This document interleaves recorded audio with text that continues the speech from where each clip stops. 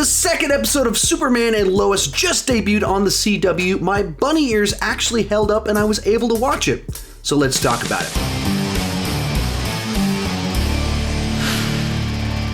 Hi, my name is Sean and I love to talk about movies and TV way too much. With that in mind, go ahead and join me down below in the comments section. Let me know, what did you think about episode 2 of Superman and Lois, as well as what are you thinking about the show in general? Since this is the second episode, I'm assuming that people are actually watching the show if they watch these reviews, so this is a spoiler review. You have been warned. With that said, let's go ahead and dive into it, and I am thoroughly enjoying this show thus far. They have found the right new angle for Superman while not changing the character. They're changing the context, but having a tried and true, good old-fashioned Superman and Clark Kent, but he's now in a phase of life where he's married, has 2 kids, and dealing with the trouble that comes along with that. And it's one part superhero show and one part kind of family drama. They've mentioned that they were inspired by shows like Friday Night Lights, which big fan of the show Friday Night Lights, who was actually filmed right around where I live. In fact, one of the stadiums that you can see in the opening credits of the show Friday Night Lights, I can see out the window that's right here next to my head. But I enjoy both of those genres, and I wouldn't have thought, hey, what if you did a Superman show that's inspired by Friday Night Lights? But now that it exists, I'm going, this is actually kind of an interesting little idea. That's a lot of fun, and it feels like Superman while being new and fresh at the same time. There's a couple of things I'm a little bit frustrated with in these couple of episodes that we've seen. There's just a bit too much teenage angst that's cranked up a little bit too far, that it's difficult to like the son, I think it was Jordan, the awkward one with powers, when everything for him is just sets him off. He's either like elated, super happy, or he's like just mooding, broody, angry, playing the victim. I hope they dial that back a little bit. But in general, I mean, this episode, even my big complaint about episode 1 was it was kind of light on action. And this episode resolved that. I think this episode, which was like 50% shorter, had twice as much action or something like that in it. And so it's hitting all the right notes for me. I like the people that they have in place. They have the right arcs for each of the characters to keep it interesting and having the right character dynamics, but it's working for me. To kind of talk through the individual character arcs or plot lines in episode 2.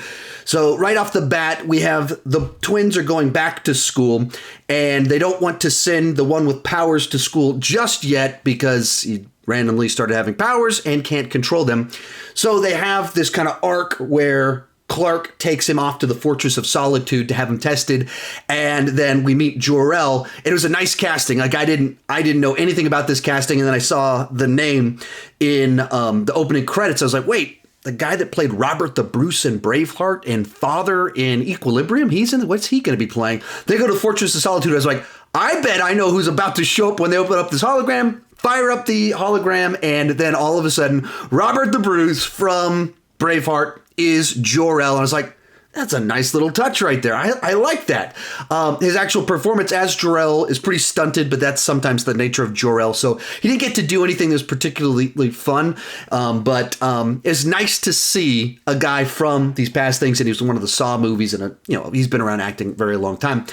Nice person to show up. And these CW shows like to do a little bit of kind of interesting stunt casting for some of these roles. And so it's a nice touch to have him show up. At least I greatly appreciate it. But so the plot line plays out where he's kind of tested, and this is kind of the bonding between him and his dad because he's been so distant. Clark hasn't known how to connect with him, and he's been emotionally very strong to discovering his dad's Superman. So this was like this great bonding experience, and then turns out Jor-El, not the nicest guy, and in typical CW fashion, the sun is right around the corners. Jor-El's like, he'll never be like you. Hurts his feelings. And this is where you gotta get into the over-the-top emotions where thus far we've had too many of these, I guess I'm not special after all. I'm just like I thought I was.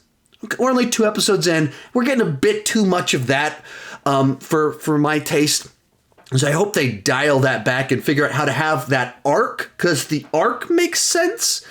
The idea of it isn't wrong, but it's just CW just likes to crank up the emotions so high that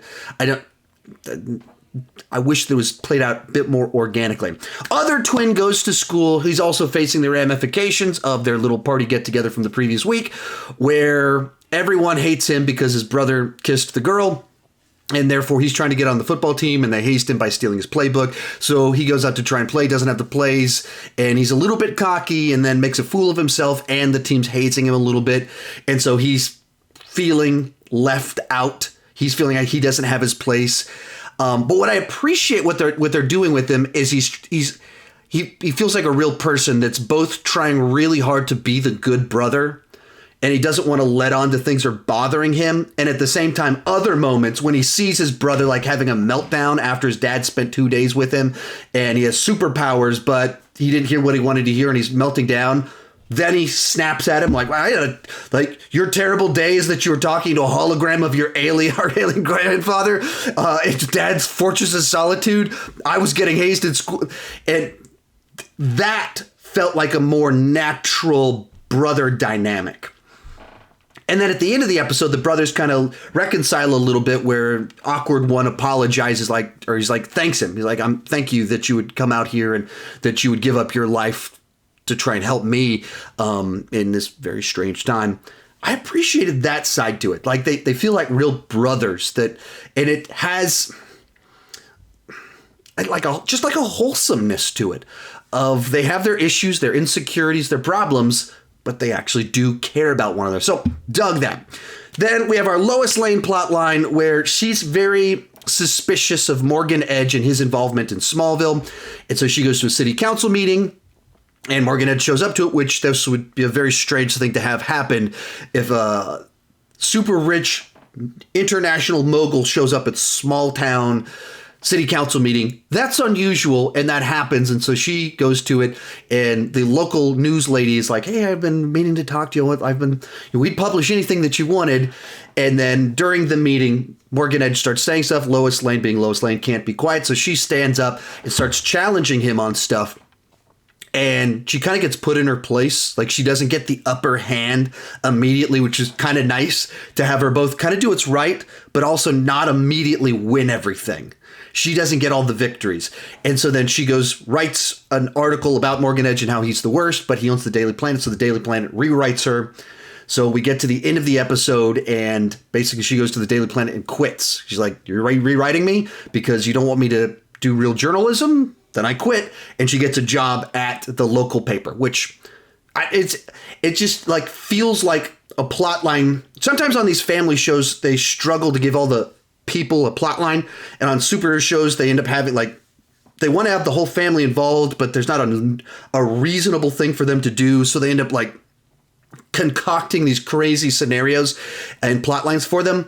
Whereas here this kind of makes sense. Like, everyone has a plot line that makes sense in light of the show, that you have boys that are children of Superman. One of them's getting powers, one of them isn't. They're struggling with the dynamic of that, and their brother and swaps. And then Lois Lane, the reporter, is trying to report on something in this town that ties to big, gigantic stuff. Like, it makes sense. They all feel like plot lines that fit. None of it feels contrived to force a story. Now we're in episode 2, so certainly in episode 2, you shouldn't feel like you're contriving things, but the basic setup feels like a good framework to build a TV show off of. And then, of course, we have our Superman plotline, continuing what we learned last week, that there's this guy there named Captain Luthor. And then this episode kind of gives us 3 different action sequences with him, which feels about right for a show like this. That's what they normally have, something like that. One at the beginning, one in the middle, one at the end. That's what we got. And we kind of learn his backstory. He's from another planet, so I guess another Earth. And for some reason, even though Multiverse was canceled, he has those memories or whatever, where Kal-El was evil. And so he wants to take out Superman on this Earth because he's like, he hasn't gone bad yet, but he will.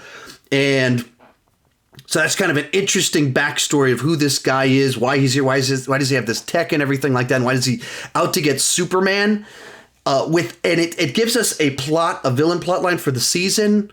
at least for right now, without needing to do a Freak of the Week. That's, it's what Smallville did, Freak of the Week, and it was... Some of it was better than others, and it very inconsistent in the quality because there's only so many good villain ideas you can come up with. So it seems like they're coming up with an actual deep story with this character that's out for revenge against Kal-El because of what happened on his planet. And so I thought that was a nice touch. And then he has ties to General Lane on his previous planet, and he thinks he'll help him battle Superman, which is an interesting dynamic since that's Lois's dad. He clearly has issues with the Clark Kent dynamic of family stuff and what to make of all of that. So it's just setting up kind of the layers for where these plot lines are going in a way that I think is a good way to do it, and what I thought that they needed to do on some of the other Arrowverse shows where they either did only season-long villains or week-to-week Freak of the Week stuff, and it just burned through it in a way that I don't think was strong. So hopefully they don't overplay this storyline, but they stretch it out just right without trying to revert to Freak of the Week type stuff. And then our big reveal at the end of it, we see flashes of Captain Luthor's time on his planet, and you get to see black suit, Tyler Hoechlin, Superman, heat visioning a row of soldiers, which is a nice little touch on our wholesome show to see him wiping guys out. And like, why is this guy so angry? Why is he trying to take out Superman? Oh, he saw Superman do that before. I can understand why he would be not so crazy about this guy. And then I guess the other one in there is the Lana Lang family situation.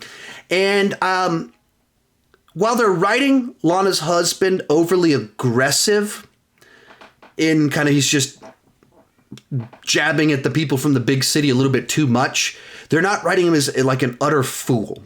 He's clearly, Lois is coming from using lingo, jargon, more liberal type language, living wage, stuff like that. And then this guy, Morgan Edge is our Trump stand-in, and this guy is the guy in small town that sees the guy that's trying to help his community.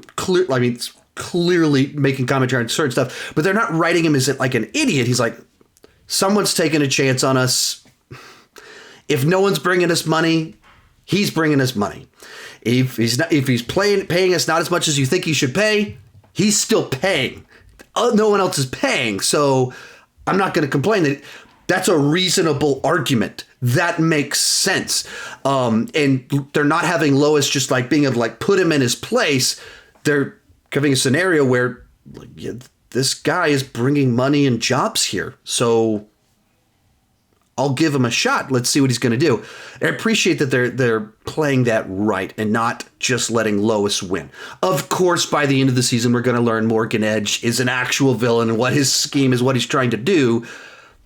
But that doesn't change that there is a superficial reason why people would support what he's doing.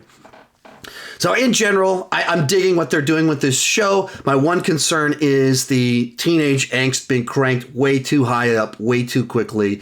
So I hope they can even that out just a little bit. But beyond that, I'm really digging it.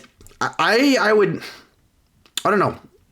I really dug both episodes. I don't even know which one I like more. It could go either way. I was concerned they'd have a really strong first episode and then I'd feel a dip in the second. It wasn't the case at all. It was right on par. And maybe because it was, wasn't extendo length and a little bit more action based, I might have liked this one even more. So you even have the family drama playing out, but then it has a resolution that just like you can feel a family really trying to work through stuff. And they're in a transition. There's a lot of stuff going on that creates stress. That does actually create heightened emotions. And so it all feels earned to me, much more so than most CW shows. I watched Flash season 7 premiere right before that. I thought Superman and Lois was way better. Flash is in an awkward situation because they didn't get to finish their last season, and so it's a weird premiere. And there's some things that were good in it, but at most part, it had some of that like angst just cranked up except with adults. And it was, this felt much fresher, much more earned, and I'm very optimistic at the moment. I think they're really onto something. This is the right direction for these Arrowverse CW shows. Anyway, with that, thank you guys so much for watching. If you want more Arrowverse content, check out that playlist right over there. Let me know your thoughts down below in the comment section, and keep talking movies and TV too much.